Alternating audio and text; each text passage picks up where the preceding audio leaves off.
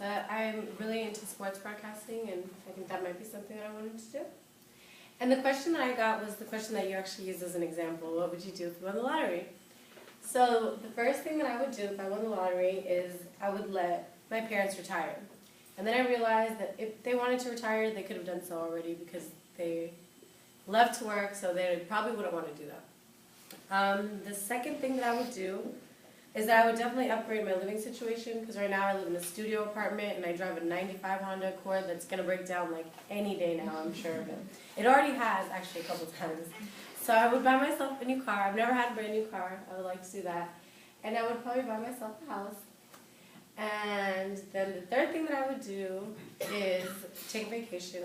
I went to Fiji Islands when I was 12 years old, and it was the most gorgeous thing I've ever seen in my life, and I loved it, and I would love to go back there. And so I would want to do that again. And I would probably take like a bunch of people that I know that I would have a great time with. I would just go there and like not have to worry about what you're spending, or be like, oh, if I buy this now, when I go home I'm not going to be able to pay rent or anything like that. I would just let free and go there for about probably a month, and I would enjoy myself. The third thing I would do is take care of my little brother. Not that he's that much younger than me or anything, but I just feel like he needs direction in his life, and I would probably help him out a little bit. And I would want to start a college fund for my niece and nephew. And then when I was writing this, I realized how boring I sounded, because who does that when you win the lottery? Like, you want to do something fun, or I really didn't have anything fun that I wanted to talk about.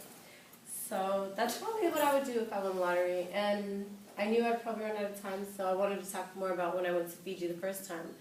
I had never been to a tropical place before, and we went, there's over 200 islands that make up the Fiji Islands, and we went to Suva, which is the main island. So for 2 weeks we stayed with family that was there, like in the middle of the rainforest, and their houses are like on stilts, and they're made of like tin, and you get these tropical showers, and it's warm outside, but it's raining, and it was so much fun, and my cousins and things were there.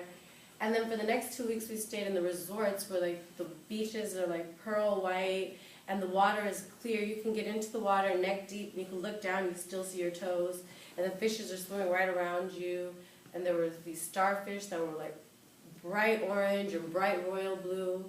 I actually tried to take one home with me, so I put it in the bathtub at the hotel, and the bathtub started turning blue, and the person that came to clean our room told me that it was dying because it needed to be in salt water. So then I got really sad, and I tried taking it back to the salt water. I don't know if it ever made it. I'd like to think it did. So that was my trip to Fiji, and I feel like if I go back now as an adult, because I know I was 12, I went with my parents, I feel like I would have so much more fun and just go island hopping. A lot of the resorts are just one island itself, and you'd have to take boats to different islands.